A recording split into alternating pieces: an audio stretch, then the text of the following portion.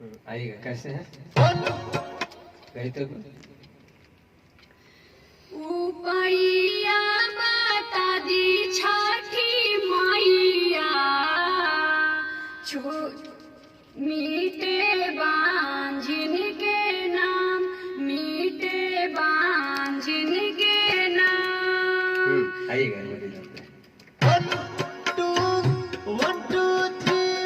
उपैया बता दी छठी मैया मीठे बांझिन के नाम, मीठे बांझिन के नाम। जो स्टार्टिंग वाला है ना कि अरे उपैया बता दी छठी मैया मीठे बाज, यहाँ पे थोड़ा सा दर्द ले, मीठे बाझिन के नाम।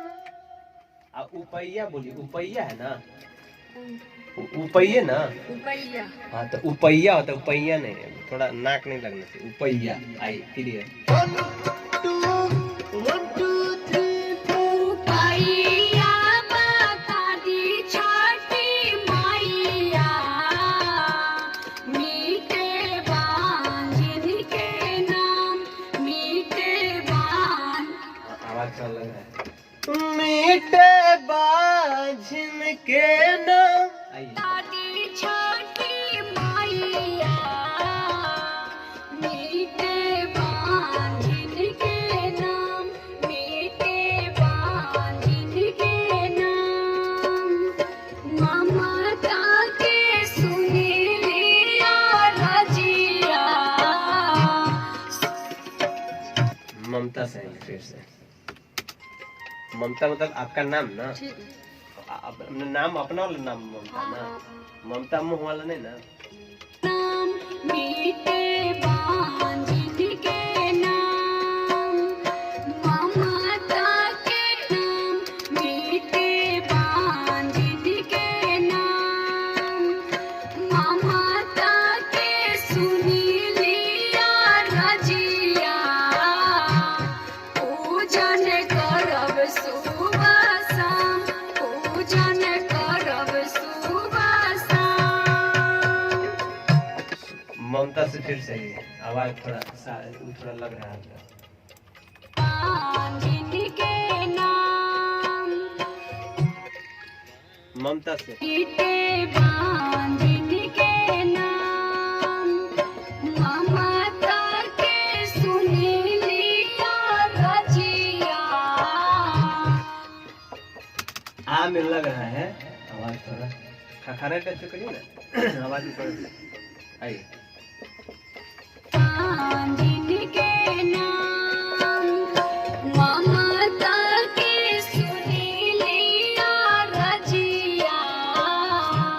मीठे बांझिन के नाम, मीठे बांझिन के नाम। ये लास्ट अंतर था ना, नहीं एक और है। एक और है। कैसे है गाइए,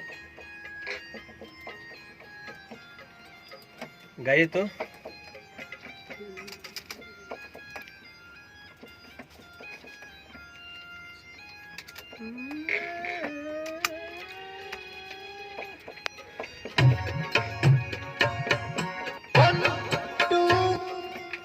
आए आई। सासू के सेवा रोज करिहा। छोट तो बांझिन के नाम, छोट तो। आइए फिर से। सासू के सेवा रोज करिहा। मीठे मिट तो बाझिन के नाम। आइए। सासू के सेवा रोज करिहा। मीठे बांझिन के नाम, मीठे बांझिन के नाम। नाना जी के आदर भाव करिहा।